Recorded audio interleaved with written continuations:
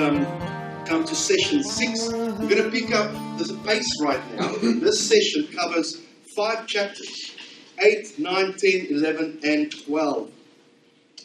We're going to be looking at a big scope of the 3 series of judgments, the big ones that is revealed in Revelation. So I'm going to zoom out a lot more. There's a lot of detail, but I pray you can use your commentaries and Bible study books to go look into all the details. But I'm going to give you some big picture views. Christ opened the 7 seals of the scroll. And you remember from the previous session, each seal showed and revealed a judgment of the Lord upon the earth, or a major event that happened to God's people, or an event that happened to the earth. Now, as the 7th seal is broken, 7 trumpets are revealed, and it's called the trumpet judgments. You read about them in chapter 8 and 9 of Revelation. I'm going to just touch on them soon, but just to say that each trumpet is blown, and as it's blown, a judgment is passed on the earth and its inhabitants. Later on, not tonight, but I'm going to just hint at it, we find another series of judgment. It's called the 7 bowl judgments in chapter 15 and 16. And with them, it's as they pour out these bowls upon the earth, it's filled with God's wrath. But as they pour it out on the earth and onto the sun and to the people, then judgment is felt on mankind and on the earth. So there's 3 series of judgment, 3 significant ones.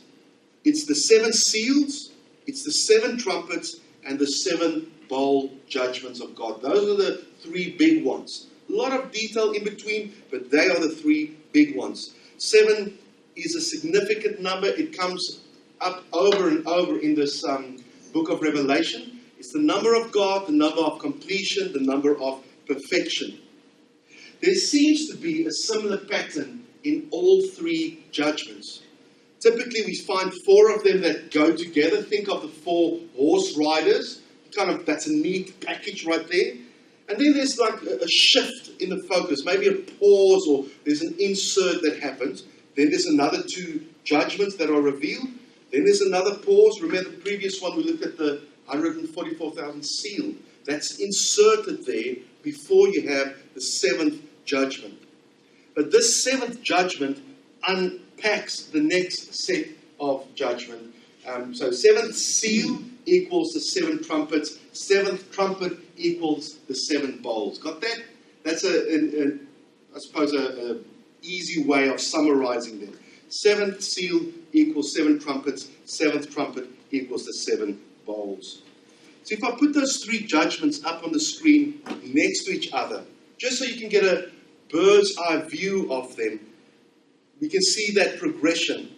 So there's the 4 horse riders. There's a bit of a break, and then 5 and 6, the persecution to the faithful, and then there's the nature is shaken up, and you have the heavenly bodies shaken, and people are in fear because of what happens in nature. And the 7th one is a great earthquake that happens. The 7th seal, when the 7th seal is opened, there's silence in heaven and a great earthquake. All right, so it's like it accompanies the 7th seal, but then it opens up into the 7 trumpet judgment. That's chapter 8 and 9. I'll quickly mention them. The first trumpet reveals that the earth is scorched with fire. The second trumpet shows that the sea is polluted, and a lot of the life in the sea dies out, it says in that passage. The third trumpet says that the water then becomes contaminated and undrinkable. And think about that. If there's no sources of water for people to drink, you've got to filter it and boil it and go to great lengths just to have that basic necessity of life, water. So these things are, the nature and the ocean, the water, they are all being affected by God's judgment. The fourth one, the 4th trumpet, is now sunlight is reduced. And it says that parts of the earth has no light. Could it be that there's a volcanic eruption and clouds fill the earth and the sun can't come through? That has happened before. Could it be war, or forests, great forests burning up, filling the atmosphere with dark clouds and sunlight is reduced? It could be so many things. Then there's a break, and we then find the fifth trumpet is the earth is judged with insects and plagues that sting people. It says it tortures people. It's torturous what happens to them. And we're even told it is for a 5-month period. Can you think how terrible it would be to be inundated with insects? And it's not the first time that's happened. If you look at the 10 plagues in Egypt, frogs and flies and mites, it happened before. God has used nature in judgment before, and He will again. Here we see it happening again. The sixth trumpet is quite significant what happened there. It tells us that at the blow of that trumpet, a way is made for kings from the east, an army from the east, to come and invade the land. And it talks about the army being 200 million strong. That is a huge army, 200 million strong. So again, this scene of, I could call it worldwide war happening all over again. And then there's a break, and then we have the seventh trumpet, which is a severe earthquake. So again, it ends with an earthquake. And then just to compare, apples with apples, these 3 series of judgments, if we go to Revelation 16 and we read about the 7 bowl judgments, I just want to flag them in context with the other 2. The first one is boils on skin, so people are affected directly. The second bowl is the sea turns to blood, lifeless. And it says that springs and water supply become like blood. Again, nothing could live in it, because if you think of water being anything but water, fish can't live in that, and it's undrinkable. And then the fourth one is the sun scorching the earth. Bit of a break. You get the fifth judgment, darkness, a complete darkness of the earth. And then the sixth bowl judgment is the great battle of Armageddon. Bit of a break, and then the seventh one is again earthquake. But this one is the severest of all, because with this earthquake, it says that there's no more islands and there's no more mountains after this earthquake. So that is worldwide catastrophe happening there. And we'll look at that in more detail when we get to that section of Revelation.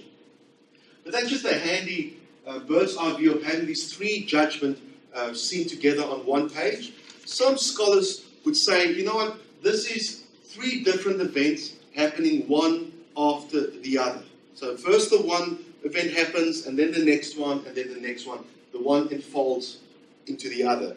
There are other scholars that say, well, no, it's happening at the same time, just in different parts of the world. So it's the same kind of events happening in one go. It's the God judging the earth. It's all happening in one go.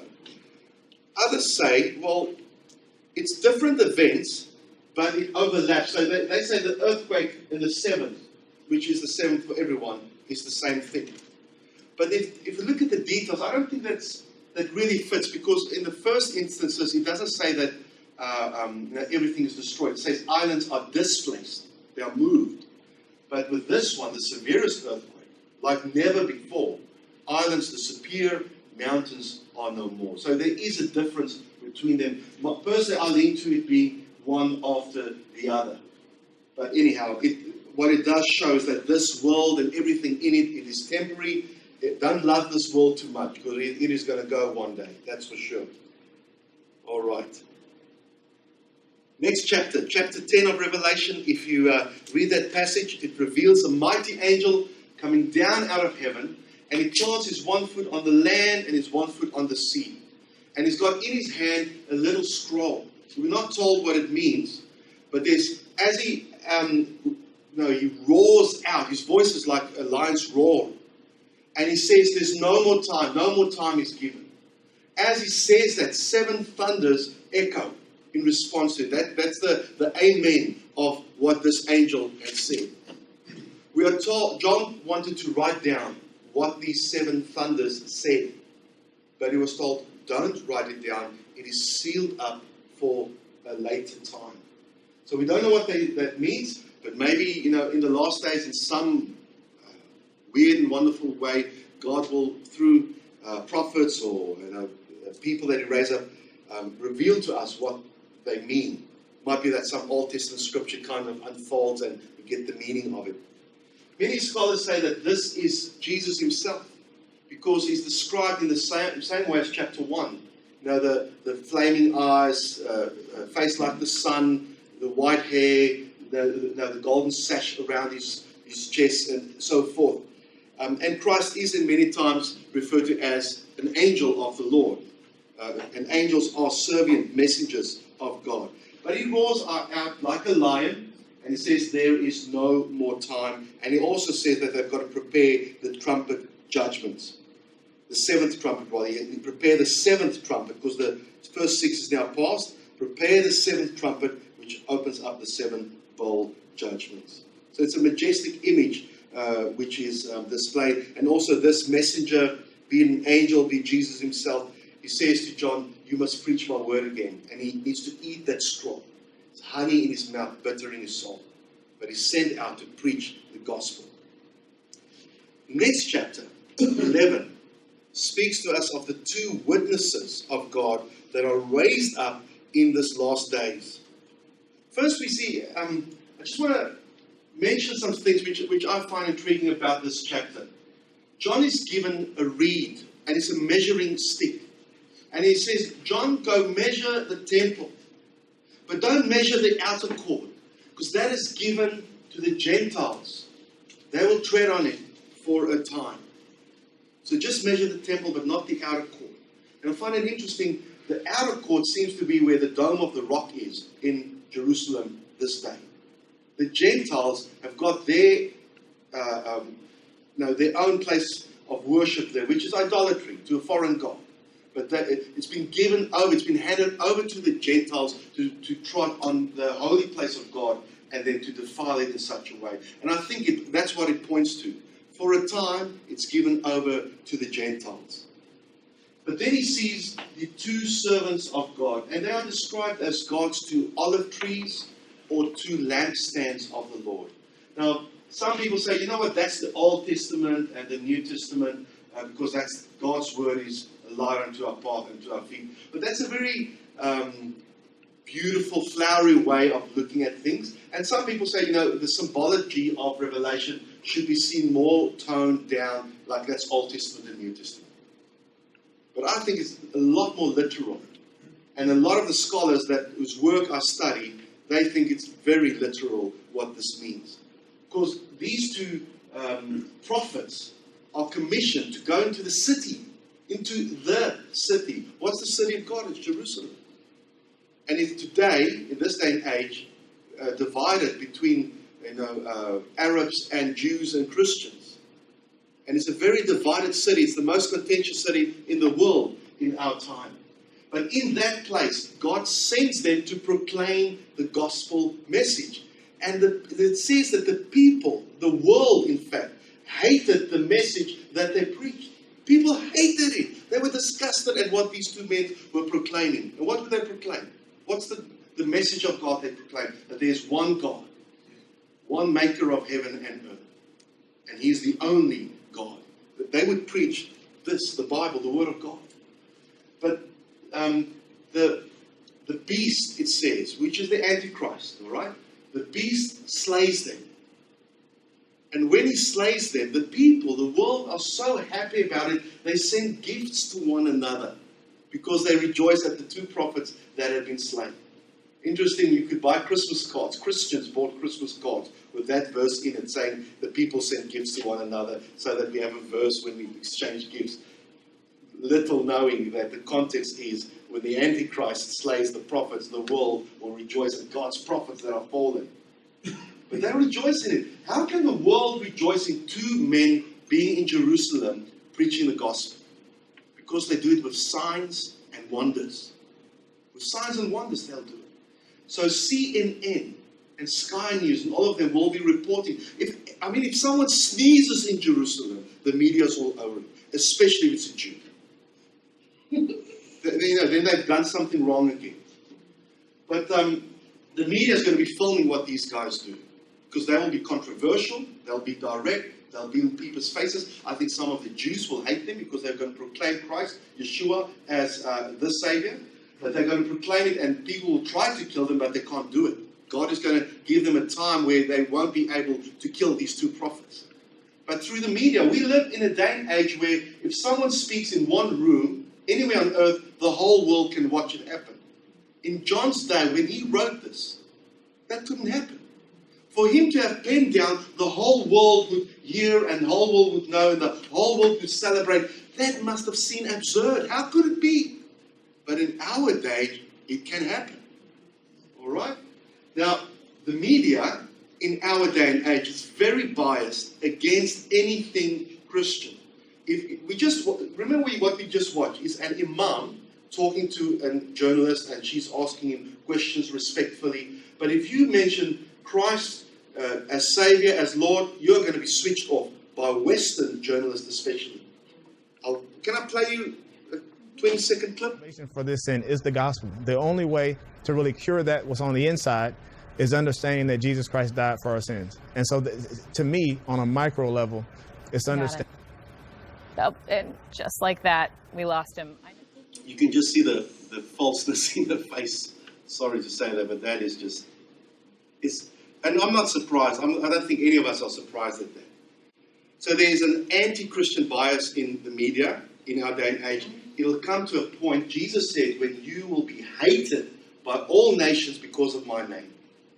In many countries of the world, that is the case today. It's just going to increase. But he said, he warned us. He said, if you want to be my followers, you've got to take up your cross. And don't be surprised if you are persecuted and hated by people. If they hated Christ, they're going to hate us as well. We had a pocket of grace time in countries where we've lived, where we live now, where Christianity was given room to expand and breathe in a corporate way. Mega churches and evangelistic bodies could do their work, and they were supported and encouraged. But it seems we are moving in a time where that is changing, and Christians now are being sifted. You are either a Christian or not, because being one is going to cost you. And I've also heard some men of the faith, great commentators, preachers, saying that they predict, I think it's prophetic, they are saying there's going to come a day when the church in the West will go underground. It's happened in the East. In Russia, China. You know, if you've read Brother Andrew's account of how the church behind the Iron Curtain was an underground church, and they flourished. We've enjoyed freedoms, but it seems that we're going to be heading into that same time in the years. It might be in our lifetime, maybe in our children's lifetime. But we shouldn't be surprised when that happens. And I think the more that happens, it says when the enemy comes in like a flood, the Spirit of the Lord raises up a standard. I think that's when you see God work in miraculous ways because of the enemy's constant and intense attack on his people. But anyway, back to these two men. They preach God's message in the city. People hate it. And the beast, the Antichrist figure, kills them.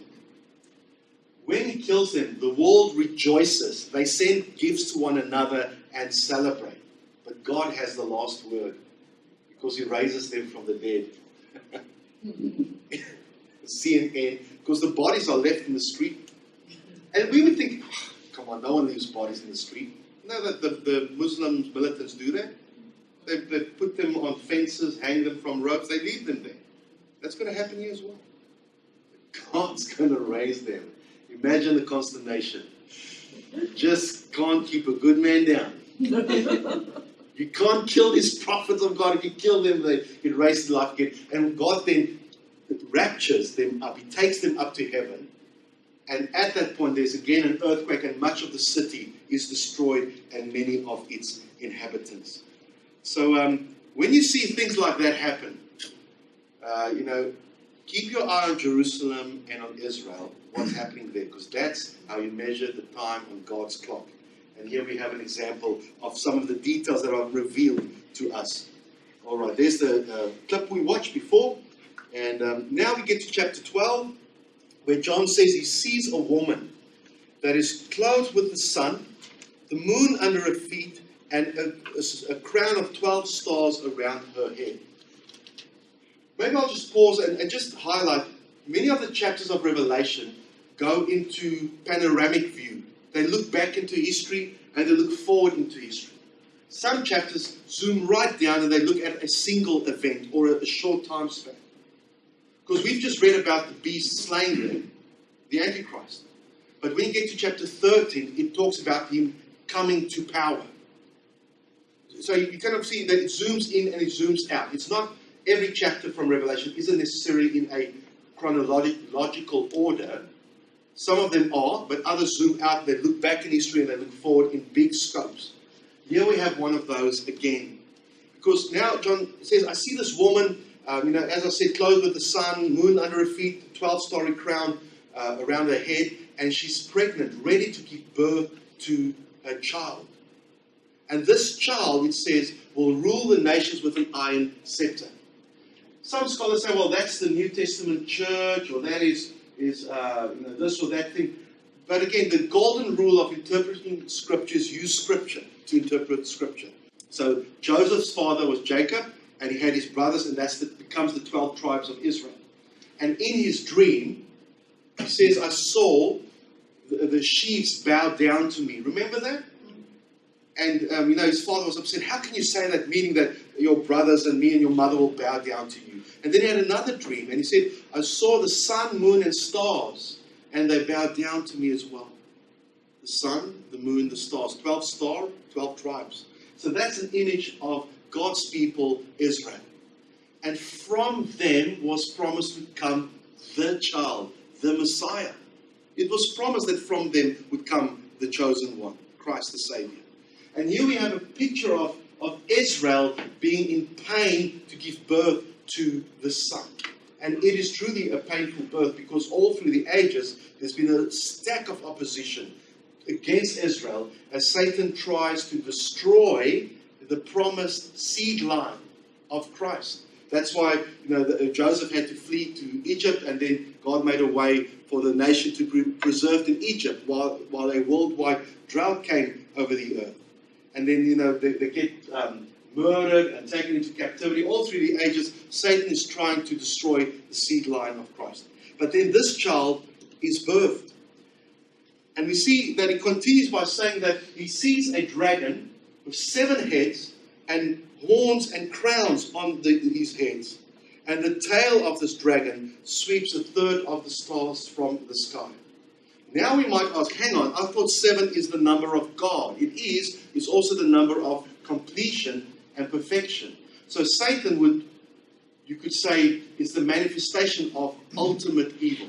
Perfect evil. He's the essence of evil and sin and darkness. That complete perfection of sin and evil and darkness. That's how he's portrayed.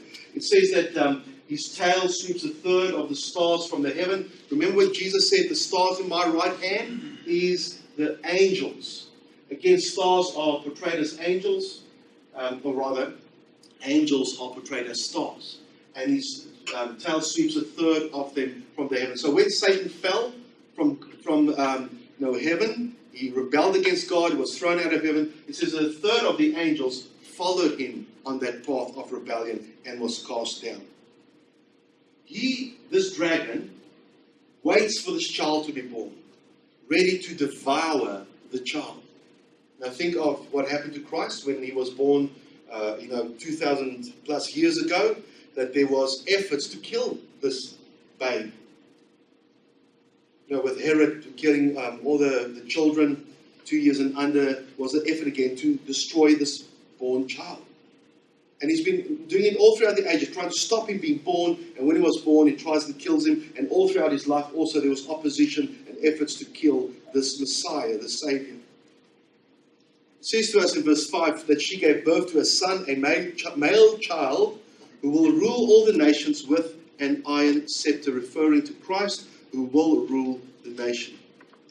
Then it says that war broke out in heaven. So it changes scenes from what happens on earth, goes to the heavenlies, the spiritual realm, and that war breaks out. Michael and his angel fight against the dragon and his angel. And they conquer him. He's slain. He's thrown out of the heavenlies. And then it says in verse 10 and 12 from chapter 12, then I heard a loud voice in heaven say, now have come the salvation and the power and the kingdom of our God and the authority of his Messiah. For the accuser of our brothers and sisters, who accuses them before our God day and night, have been hurled down. They, that's us, the saints, they triumphed over him by the blood of the Lamb and by the word of their testimony. And they did not love their lives so much as to shrink from death. We see again that there's reference to people holding fast to the faith, even in the face of persecution, even in the face of death. Verse 12 says, "Therefore rejoice, you heavens, and you dwell in them, but woe to the earth and the sea, because the devil has gone down to you. He is filled with fury, because he knows that his time is short." This woman is then given 2 wings of a great eagle. And you can see God's providence in that. She's then taken to a safe place away from this dragon, because he's trying to destroy the child. It says the child is plucked up to heaven.